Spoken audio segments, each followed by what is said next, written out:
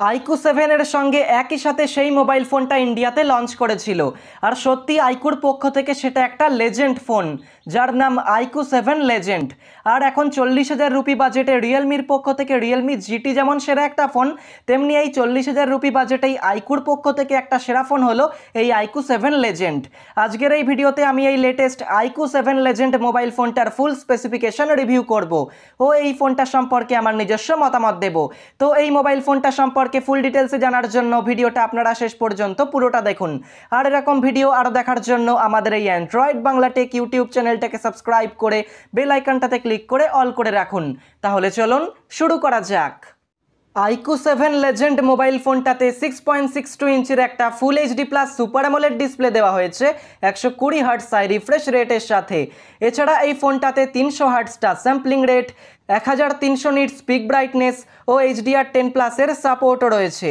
Ports and buttons হিসেবে mobile ফোনটাতে রয়েছে power lock unlock button, volume rocker, dual nano SIM card slot, primary microphone, secondary microphone, USB-C port আর speaker grille. এই ফোনটাতে stereo স্পিকারসের সুবিধা রয়েছে।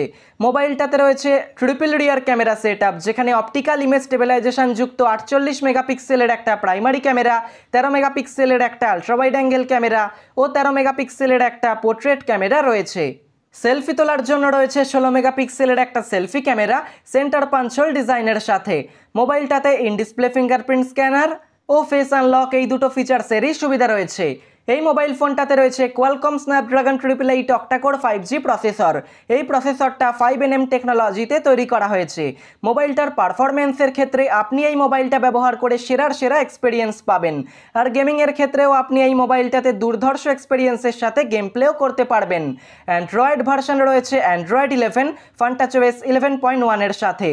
iQOO কথা দিয়েছে তারা এই মোবাইলটাতে 2 বছরের অ্যান্ড্রয়েড আপডেটস অর্থাৎ অ্যান্ড্রয়েড 12 ও অ্যান্ড্রয়েড 13 আপডেট দেবে। পাশাপাশি 3 বছরের সিকিউরিটি আপডেটসও পাবেন। মোবাইলটাতে রয়েছে 4000 mAh এর একটা ব্যাটারি 66 ওয়াটের সুপারফাস্ট চার্জিংয়ের সাথে।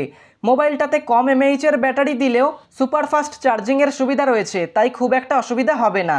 এই মোবাইলটা আপনি একটাই ডিজাইনে পেয়ে যাবেন, লেজেন্ডারি ট্র্যাক ডিজাইন, যাকে BMW এডিশনও বলা হচ্ছে। iQOO 7 লেজেন্ড মোবাইল ফোনটা আপনি দুটো স্টোরেজ ভ্যারিয়েন্টে পেয়ে যাচ্ছেন, 8GB RAM plus 128GB internal storage 39,990 রুপিতে ও 12GB RAM plus 256GB internal storage 43,990 রুপিতে।